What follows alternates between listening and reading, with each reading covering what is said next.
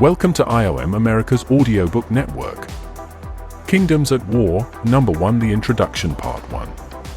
By author, Dr. Stephen Phinney. Dr. Phinney says, "This is the most exciting and well-written book I have published to date."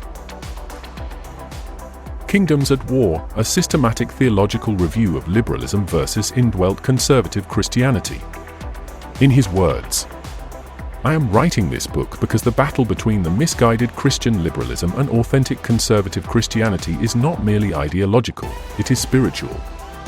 It is a war over the integrity of Scripture, the nature of Yeshua, the Messiah, and the soul of the Church. Liberal theology, with its emphasis on cultural relevance and moral relativism, has subtly eroded the foundations of biblical truth. It redefines sin, dilutes holiness, and replaces divine revelation with human speculation. In contrast, authentic indwelt conservative Christianity calls us back to the uncompromising authority of the Word, the centrality of the cross, and the eternal covenant God made with His people. But even within conservative circles, something vital has been lost, the doctrine of the indwelling life of Yeshua. This book is a call to recover that lost doctrine, a truth so central, yet so neglected. The indwelling life of Yeshua is not a metaphor, it is the mystery of godliness, the power of transformation, and the essence of new covenant living. Without it, Christianity becomes moralism or activism, void of resurrection power. Liberalism denies it. Conservatism often forgets it. But Scripture declares it, Christ in you, the hope of glory, Colossians 1 verse 27. This book is my prophetic witness to a generation that must choose between compromise and consecration, between cultural Christianity and crucified living. I write not to argue, but to awaken, to call the remnant to return to the indwelling Messiah who alone can prepare us for the days ahead. Why worldview matters in shaping culture, church. Worldview is the lens through which we interpret reality, and when that lens is biblical, it becomes a compass that guides culture and anchors the church. Scripture declares, "Do not be conformed to this world, but be transformed by the renewing of your mind," Romans 12 verse 2. This is not a suggestion, it's a safeguard. A biblical worldview shapes how we define truth, justice, identity, morality, and purpose. Without it, the church risks drifting into cultural compromise, exchanging eternal convictions for temporary relevance. Culture is always preaching. The question is, will the church mirror its message or confront it with truth? A worldview rooted in Scripture equips believers to engage society with clarity, courage, and compassion, speaking the truth in love, Ephesians 4 verse 15, while remaining set apart, John 17 verse 16. In the end, worldview determines worship. If we see God rightly, we will live rightly. And if the church is to be a prophetic voice in a confused generation, it must first reclaim the biblical worldview that reveals the heart, holiness, and hope of the one who reigns. Within these pages, we will confront the historical roots, ideological movements, and demonic doctrines that have infiltrated the present-day church and war against authentic believers.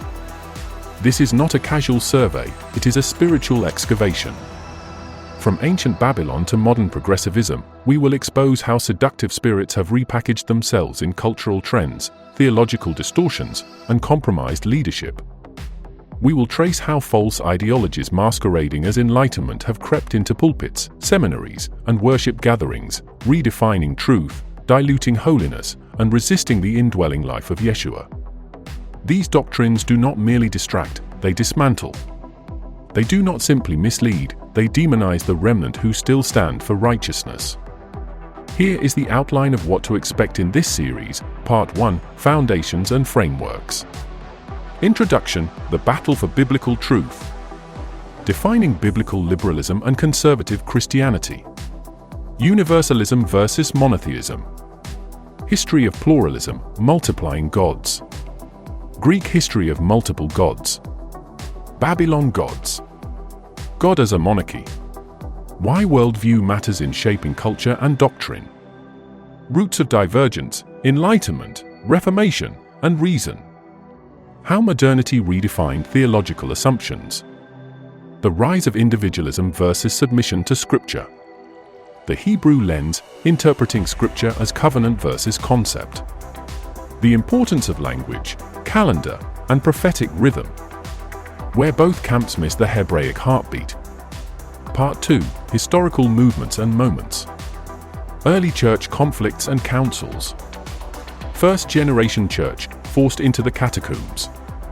Indwelt Christianity goes underground. Unity, heresy, and competing doctrines. Seeds of liberal theology in post-apostolic tradition. Middle Ages to modernism, theology in the age of empires. Catholic history and dominance, reformers' resistance. Colonial expansion, Masons, and theological compromise. American awakening or apostasy. Great awakenings and revivalism. The anti-authority revolution.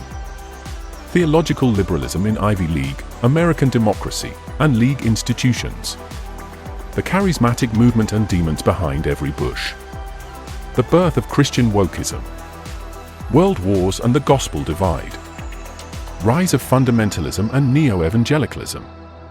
How global trauma shaped theology and activism. The deception of the translation era. Part 3. Biblical contrasts and doctrinal tensions. Scripture, inspired revelation or moral suggestion. Inerrancy, authority, and interpretation. Messiah, the Lamb or the social liberator. Different portrayals of Jesus in liberal versus conservative theology. The cross and sin, divine exchange or existential crisis. Penal substitution versus moral influence theory. The exchanged life ideologies lost in modern Christianity. Prophecy, literal fulfillment or symbolic narrative. Israel, end times, and spiritual allegory versus covenant continuity. Part 4. Cultural impact and global shifts.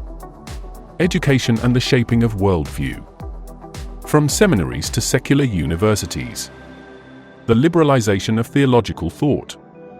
Politics, justice, and kingdom priorities. When theology drives activism. How each camp engages law, liberty, and morality. Media, music, and modern evangelism.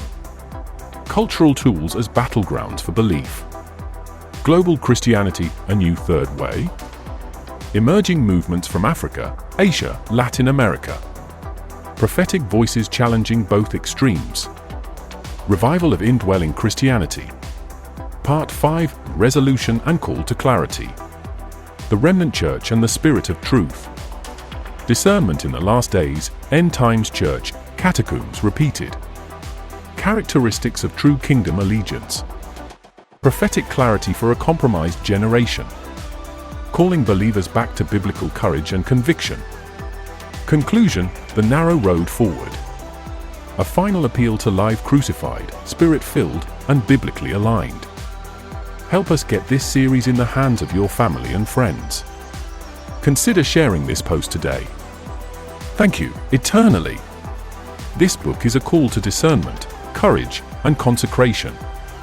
It is a prophetic lens through which we will examine history not as neutral, but as battleground, where the church must rise again in truth, purity, and uncompromising allegiance to the one true King.